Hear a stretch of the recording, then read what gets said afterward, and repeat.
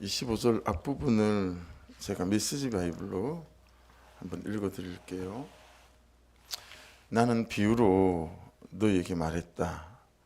머지않아 나는 비유를 버리고 분명한 말로 아버지에 대해 너에게 말해 줄 것이다. 그때 너희는 내가 너에게 계시해 준 바로 그 삶과 관련된 것을 아버지께 직접 구할 수 있을 것이다. 내가 계속 너희를 대신해서 아버지께 구하지는 않을 것이다. 그럴 필요가 없다. 너희는 위험을 무릅쓰고 나를 사랑하고 신뢰하는 일에 너희 삶을 걸었고 내가 아버지께로부터 직접 왔다는 것을 믿었으므로 아버지께서 너희를 친히 사랑하신다. 전에 나는 아버지를 떠나 이 세상에 왔으나 이제는 이 세상을 떠나 아버지께로 간다. 이게 28절까지 제가 메시지 바이블을 좀 읽어드렸습니다. 지금 비유로 계속 말씀하시죠. 왜냐하면 못 알아들으니까 천국에 대한 비유를 마태복음 13장에서도 계속 하시고 계속 농사에 비유해서 그죠? 그들이 알만한 살아가는 삶의 배경과 그런 현실적인 일들을 통해서 비유로 말씀하시죠. 그런데 이제 너희들이 직접 말할 때가 올 거다. 그것이 언제죠?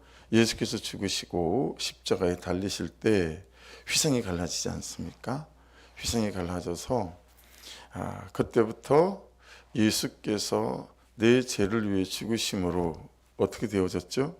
우리가 하나님 아버지께 죄된 자들이 나아갈 수 있는 십자가의 길, 거룩한 길이 열리죠. 그래서 창세기 3장에서 아담의 원죄로 말미암아 하나님과 직접 교제할 수 없었던 우리의 죄가 예수 그리스도로 말미암아 깨끗이 씻으심으로 말미암아서 하나님이 내 아버지가 되어지고 내가 하나님의 자녀가 되어지면서 그분과 직접 교제할 수 있는 길들이 열리게 되어지는 이제 이 사건들을 주님께서 이제 말씀하고 계신다라고 하는 것입니다. 요즘 여러분의 인생은 어떠신지 모르겠어요. 여러분의 신앙이나 믿음은 어떠십니까? 어떤 날 그런 날이 있잖아요. 조금 높은 곳에 올라서거나 그러면 진짜 안 보이던 것까지 쫙 다 보이는 이제 그런 때가 있잖아요. 아니면 그냥 거의 찌뿌둥해서 잘 보이지 않는 이제 그런 때도 있고 백두산 올라갔을 때 그러더라고요. 하루에 날씨가 10번 바뀌기 때문에 그런 말이 있대요. 3대 덕을 쌓아야 백두산에서 천지연을 볼 수 있다. 백두산이 천지연 맞죠? 항상 백록담하고 헷갈리는 것 같아요. 그래서 올라가서 안 보이는 거죠. 그냥 뭐 안개가 얼마나 많고 그런지. 그래서 여러분 저는 백두산 꼭대기에서 못 봤어요. 못 봤어요. 어슴푸레하게 봤어요. 맑은 걸 못 보고. 최근에 이제 상담을 했던 남자 성도님 한 분이 그러더라고요. 목사님 잘 모르겠어요. 그냥 가요. 잘 모르겠고 찌뿌둥하고 희미한데 그냥 간다라고 하는 거죠. 여러분 우리에게 막연한 삶이 있잖아요. 그죠? 정말 어떤 데 생각하면 그냥 다람쥐 쳇바퀴 도듯이 그냥 사는 것 같아요. 그냥 인생을 가고 그러다 보면 웃을 일 있고 또 슬픈 일이 있으면 울기도 하고 그냥 오직 이 현실이 내 웃음과 또 내 눈물과 내 울 일의 그냥 전부가 되어지는 거죠. 그러다 보니 막 인생이 뭐 유쾌하지 않습니다. 재미가 막 있는 것도 아니고 그러다 보니까 대단히 뭘 기대하거나 이런 것도 없고 오히려 항상 염려할 것이나 근심할 것들이 내 삶의 언저리에 이렇게 있는 것들을 경험하면서 이 걸음을 걸어가는 것 같아요. 문제는 그러다 보니까 막 세상과 싸우거나 이길 힘들이 말씀을 따라 우리에게 별로 없는 거죠. 그를 막 사랑할 힘도 별로 없게 되어지고 현실과 막 소망을 가지고 싸울 용기도 우리에게 별로 없는 거죠. 자, 이 막연한 삶보다 여러분 우리에게 훨씬 더 우리를 무기력하게 만드는 게 있어요. 그게 뭐냐면 막연한 믿음이다라는 거예요. 예, 막연한 믿음은 믿는다 하는데 내게 별일이 일어나지는 것 같지가 않는 거죠. 그럼 믿는다 하는데 내 삶의 현실 가운데도 딱히 뭔 일들이 일어나는 것 같지 않다라고 하는 것들을 경험하는 거죠. 나도 안 변하는 것 같고 그도 안 변하는 것 같고 이런 것들이 우리에게 무기력함을 줄 때가 많고 그냥 그만둘까 고되게만 하는 것 같고 이런 생각이 든다라고 하는 거죠. 예배하는데 별일이 일어나지 않고 여전히 외롭고 공허하고 뭐 이런 거죠. 그렇게 대단하다는데 엄청나다는데 내가 믿는 믿음은 별로 말이 없는 거예요. 내가 믿는 믿음은 내 삶에 별일이 일어나지 않게 만드는 거예요. 여러분 이 막연한 삶, 막연한 믿음을 살아갈 수 없는 이유 그게 뭐죠? 28절 말씀을 한번 보겠습니다. 내가 아버지에게서 나와 세상에 왔고 다시 세상을 떠나 아버지에게로 가노라 하시니 모든 사람은 다 죽잖아요. 이거 모르는 사람 없어요. 그죠? 다 알고 있습니다. 해서 단 한 번뿐인 인생이니까 그냥 편하게 훌훌 틀고 즐기면서 살자. 뭐 욜로죠. 여러분 요즘은요 옛날 같지 않아서 놀면서 사는 방법이 많은 것 같아요. 청년들이 여행을 하면서 그걸 전부 다 유튜브로 찍어요. 가고 싶은 데는 다 가요. 뭐 안 가는 데가 없어요. 모든 나라를. 그러면서 그걸 다 찍어서 이제 그 영상을 보는 사람이 10,000명이 되고 20,000명이 되고 100,000명이 되고 막 이러잖아요. 그러면 광고가 붙어요. 광고가. 그러면서 여러분 진짜 한 몇십만씩 되고 하면 그 가지고 이제 여행할 경비도 나오고요. 여행하면서 호텔에 자고 먹고 마실 경비들도 다 나오는 거예요. 그러면서 뭐 계속 그렇게 살긴 하겠습니까? 결혼하고 그러면 정착도 해야 되고 그러니까 한때는 그렇게 살 수 있는 거겠죠. 뭐 그런 삶들, 이런 삶이 계속해서 우리에게 충동하는 것 같아요. 그래서 그냥 잠시 잠깐뿐인 이 세상인데 이 세상에서 그냥 염려할 거 뭐 있고 근심할 거 뭐 있냐, 편하게 그냥 그렇게 살아가자, 뭐 이런 거죠. 욜로족 같은 경우처럼 말입니다. 이 땅뿐이고 여기뿐이다. 그럼 여기서 가지고 싶은 것이나 해보고 싶은 것이나 또 누리고 싶은 것을 위해서 사력을 다해 살아야 된다. 이런 삶도 있는 거죠. 근데 또 반대로는 한 번뿐인 인생이다 싶은 거죠. 나라와 민족이 무슨 말이냐? 세상과 이웃이 무슨 말이냐? 그냥 뭐 봉사, 희생, 섬김, 그냥 오직 나를 위해 살아야 된다. 또 그런 삶도 있고, 아니면 정 다르게 오직 한 번뿐인 인생이기에 창조주께서 나를 이 땅에 보내신 창조의 목적을 따라 삶을 감사하고 누리고 낭비하지 않고 이 땅의 삶이 인생의 전부가 아니라 극히 일부이기 때문에 영혼의 때를 준비하며 살아가는 그런 사람도 있고. 그래서 여러분 참 말씀이 들리는 게 중요한 것 같아요. 참 말씀이 들리는 게 중요한 것 같아요. 말씀을 묵상을 하면서 내게 언제 말씀이 들렸지? 이 말씀을 지금 우리가 이제 쓰는 표현이니까, 그죠? 우리 옛날에는 그런 표현을 쓰지 않았잖아요. 내가 내 인생의 전환점들이 언제 일어났지? 그게 다 말씀이 들린 때인 거예요. 19살 때는 주일날 새벽에 목사님이 당신은 구원받았습니까? 라고 손가락을 내미실 때 그 손가락이 화살이 되어져서 예배실 공중을 날아와서 제 가슴에 똑하니 박힐 때 내가 구원받지 않았구나.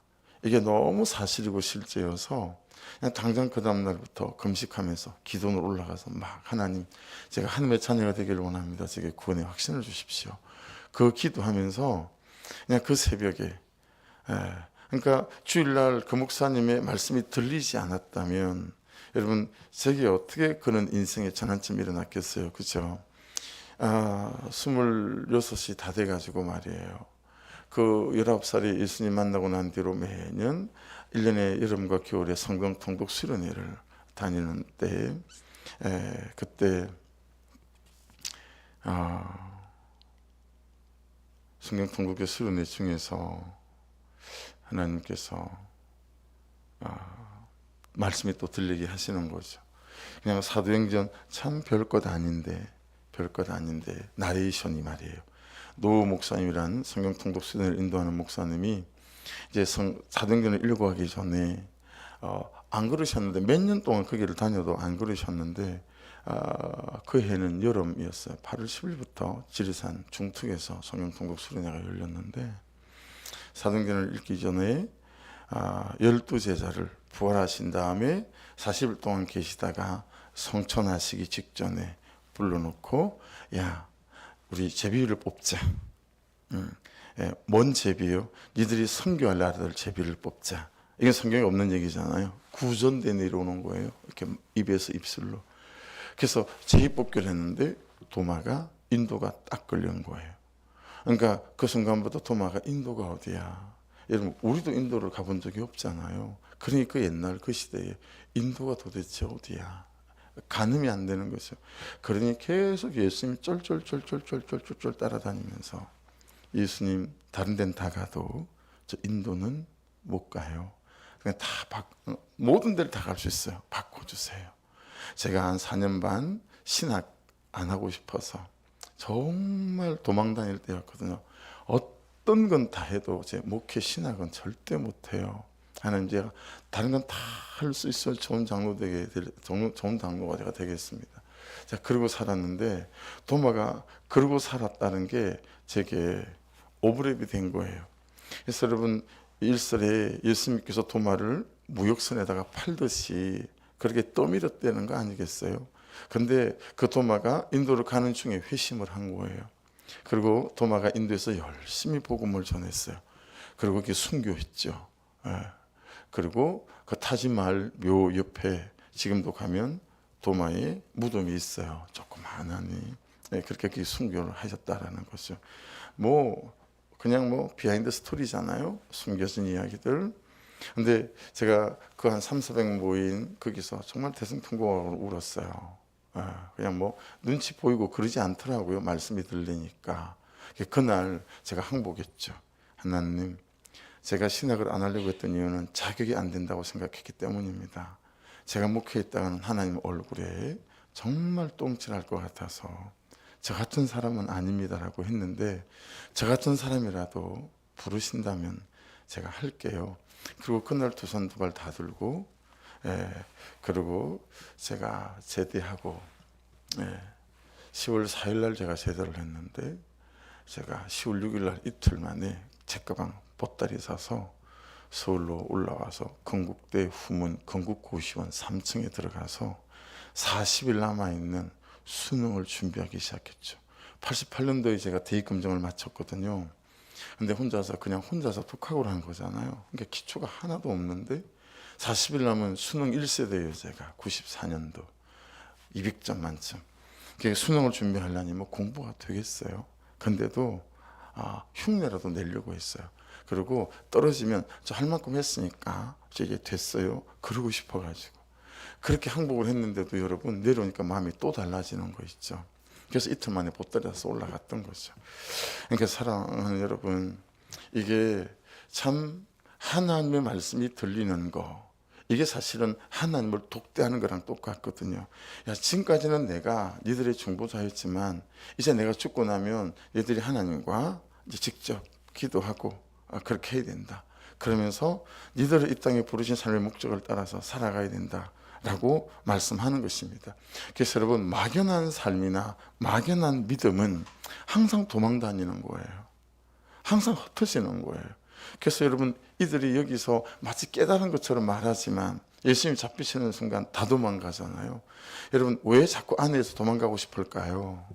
왜 남편에서 도망가고 싶을까요? 왜 현실에서 도망가고 싶을까요? 왜 내 상태에서 도망가고 싶을까요? 막연하기 때문입니다. 여러분, 제가 돈을 벌어봤던 사람이고 우리나라에서 제일 잘 나간다는 연예인들하고 생활을 1년을 했잖아요. 그래서 여러분, 제가 노는 삶을 압니다.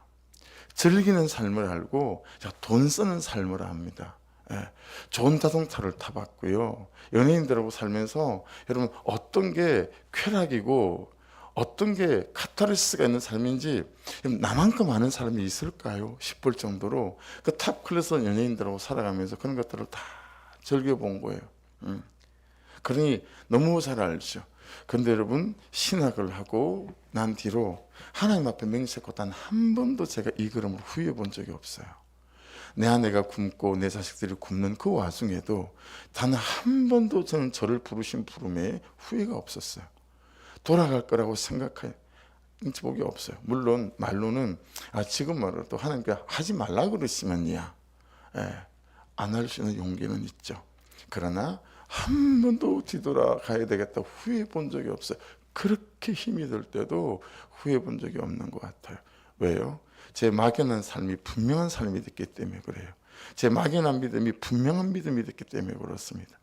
살아계신 그 하나님 영원한 삶, 이것이 내게 눈으로 보는 것처럼 너무 분명하고, 여전히 살아계시나고 역사하시는 그 하나님이 너무 분명하니까 엎어지고 자빠질 때는 있어서 그냥 그죠? 시쭈꾸리하게 살아갈 때도 있지만 이건 내게 변하지 않는 사실이라 후회 없이 그냥 뒤돌아보지 않고 가는 거죠.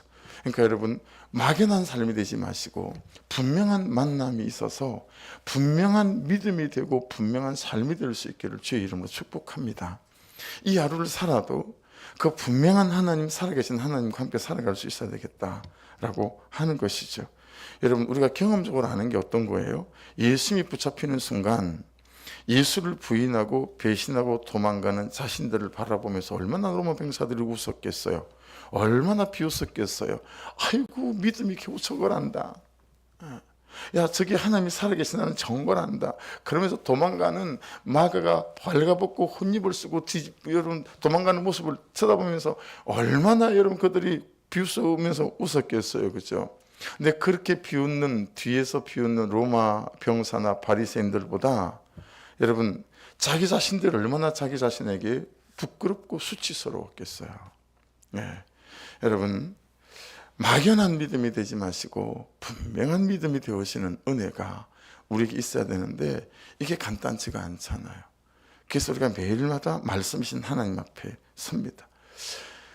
제자들이 참 부끄럽고 수치스러웠지만 그죠?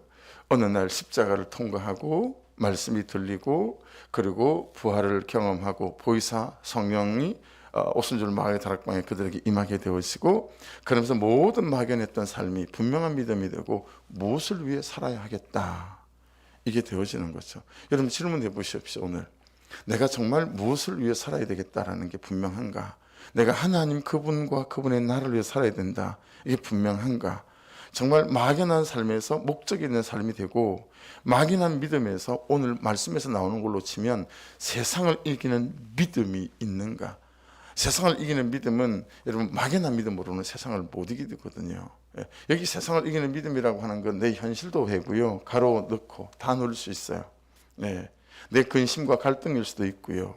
나의 다툼일 수도 있고 나의 의심일 수도 있고 그래서 여러분 오늘 이런 삶에서 시험과 환난이 닥쳐오게 될 때 우리가 기억해야 될 그런 말씀이 있습니다. 27절을 같이 한번 읽겠습니다. 첫째 27절 시작.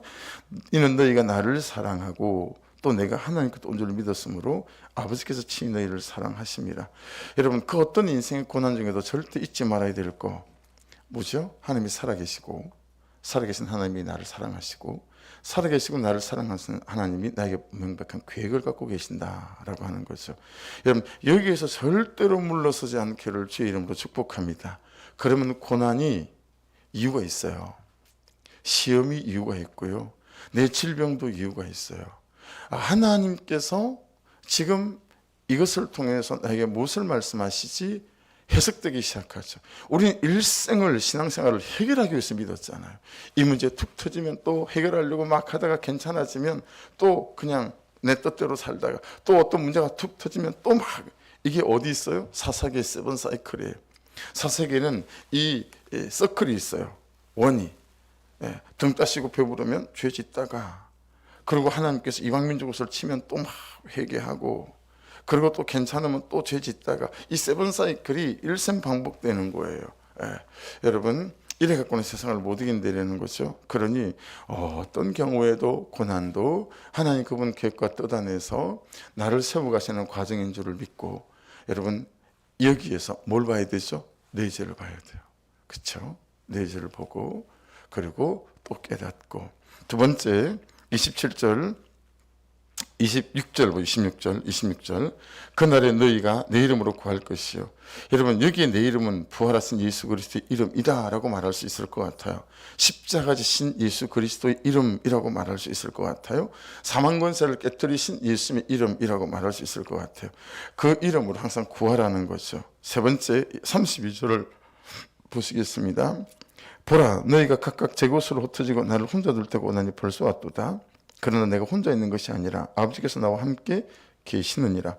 여러분 모든 사람이 나를 떠나도 안 될 것 같아도, 모든 계획과 도전과 시도가 너를 거절하는 것 같아도 그것은 단지 디딤돌일 뿐이다. 너와 함께 계시는 하나님을 기억하라 라고 하는 것이죠. 교회 이전을 위해서 이제 우리가 그 장소를 기도한 지가 벌써 꽤 됐어요. 그죠? 그리고 하나님만 바라보고 기도하겠습니다. 근데 그 와중에 이제 이걸 어떻게 해야 될지 계산이 좀 나와야 되니까 제가 한 두 사람 제 제자 중에서 이제 건설 쪽에 일을 하는 그런 제자를 이제 데리고 갔죠. 그래도 조금 공사도 하고 뭐 건축 실적도 있고 이제 그런 제자니까. 근데 가서 보고 여러분 카페에 앉더니 제게 아닌 것 같아요. 그러면서 여러분 정말 모든 자신의 경험과 지식과 이런 것들을 통해서 아닌 이유들을 1. 첫째, 2. 둘째, 3. 셋째, 그 중에서 뭔 얘기를 하냐면, 목사님, 이제 저를 가르치는 거예요. 목사님, 하나님이 하시면 사람을 붙이십니다. 하나님이 하시면 돈을 붙이십니다. 그러면서 조목조목 얘기를 하는 거예요. 그래서 듣고 있으면서 그래 네 말이 다 맞다. 근데 네가 모르는 게 있는 것 같다. 야, 예수께서 십자가 지는 걸 누가 원했겠니? 근데 하나님의 뜻이 거기에 있었고 하나님께서 함께 하신 거 아니겠니? 그래서 네 말이 다 맞는데 그냥 하나님께서 이 일 가운데 계획이 있고 뜻이 있다면 그냥 하나님이 하나님의 때에 이루신다고 내가 믿는다. 뭐 그러면서 말을 정리했던 기억이 있습니다. 여러분, 나 혼자 있는 것 같을 때, 모든 사람이 나를 버리는 것 같을 때, 모든 사람이 나를 거절하는 것 같아도 여러분 예수 그리스도 안에서 그것이 분명한 믿음을 통해서 단지 디딤돌 될 수 있기를 주의 이름으로 축복합니다. 너와 함께 계신 하나님을 기억하라는 거예요. 마지막으로 33절입니다. 33절을 보겠습니다. 이것을 너에게 이르는 것은 너희로 내 안에서 평안을 누리게 하려 함이라. 세상에서는 너희가 환난을 당하나 담대하라. 내가 세상을 이기었노라. 여러분, 환난을 당하나에서 당하나 있죠. 그게 에코, 환난을 소유하다, 환난을 가지다, 이런 뜻이거든요. 그래서 여러분, 믿음은 제자들 입장에서 볼 때 온전한 믿음일수록 여러분 환난들도 그들에게 찾아왔다라고 하는 것입니다. 고난들이 찾아왔다라고 하는 것입니다. 그런데요, 그 고난이 죄를 이기게 만들고 내 정욕을 이기게 만들고 사탄을 이기게 만들고 무엇보다 내 죄를 보게 만들었다. 그래서 그때부터 세상을 이겨가는 그는 사람들이 되어져가기 시작했다라고 하는 것입니다. 그때 기억해라. 절대 믿음을 놓지 않고 내가 세상을 이겼듯이 너 또한 세상을 이기게 될 것이다 라고 말씀하시는 것입니다. 그래서 여러분, 이 새벽에는 우리가 그렇게 기도하고 싶습니다. 하나님, 이렇게 알아듣는 것처럼 제자들이 말하지만 이 순간이 지난 그 다음 순간에 뿔뿔이 흩어져서 난 예수님 몰라요 라고 그들이 말했고, 그리고 베드로는 예수님을 3번씩이나 부인하게 되어지고, 그러나 오순절 마가의 다락방에서 성령이 임하게 되었을 때, 그렇죠? 예수께서 말씀해 주셨던 모든 말씀들이 들리기 시작했고 깨달아지기 시작했죠. 그리고 그들이 막연한 삶, 막연한 믿음에서 정말 분명한 삶으로, 분명한 믿음으로 돌아서서 무기력했던 그들이 정말 의미가 있고 목적 있는 삶을 살아가기 시작하고 사람을 살리고 영혼을 살리는 인생이 되어져 간 것을 볼 수 있습니다. 그래서 여러분 그렇게 하나님 말씀이 들리는 성령의 역사, 그러니까 딱 요약을 너무 잘 해주신 것 같아요. 아버지 하나님은 말씀하시고 아들 예수님은 십자가 지시고. 근데 십자가 지기가 참 쉽지 않잖아요. 그래서 보혜사 성령께서 우리를 십자가 질 수 있는 은혜와 말씀이 들리게 하는 것과 또 용기와 믿음을 허락해 주시고 하는 거죠. 이 하루도 여러분이 지어야 될 십자가가 있으시죠. 예, 간단치 않은 보혜사 성령의 은혜를 구하시면서 여러분 내 막연한 믿음이 분명하고 명백한 믿음이 되게 도와주시고 눈을 딱 뜨는 순간, 어제도 그 얘기 했어요. 여러분 숨을 쉬지 않으면 죽잖아요.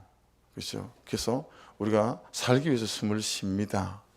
그런데 어느 순간 살기 위해서 숨을 쉬지만 그 다음에 우리가 숨을 쉬는 이유는 정말 하나님의 나라와 영광을 위해서, 잃어버린 영혼을 위해서 내가 숨을 쉬어야 되는구나.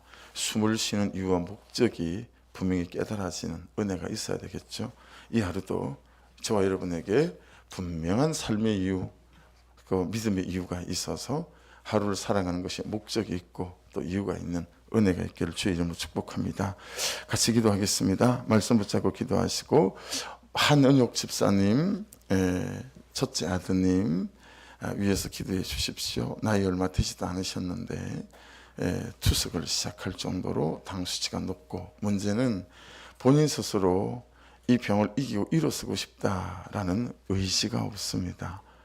그래서 그냥 할 거 다 해요. 담배도 피고 뭐 술도 마시고 싶으면 마시고, 음식을 첫째 가리질 않아요. 당뇨 환자가 음식을 엄청 가려야 되잖아요.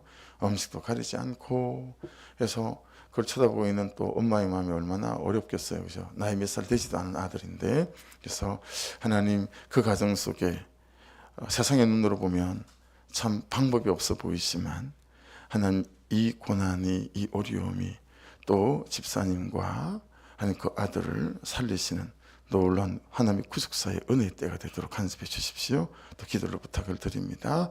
그리고 부활 고난주간 특세, 부활주일 우리 영혼을 또 살리는 초청, 그리고 부활주일 지난 다음에 저녁에 기도하는 부활 또 특밤, 그래서 정말 우리 가정들이, 영혼들이 살아 일어나는 부활의 때를 경험하게 도와주십시오. 그 일을 위해서도 분명히 좀 기도해 주십시오. 주여 한번 부르고 기도드립니다. 주여! 아버지 감사합니다.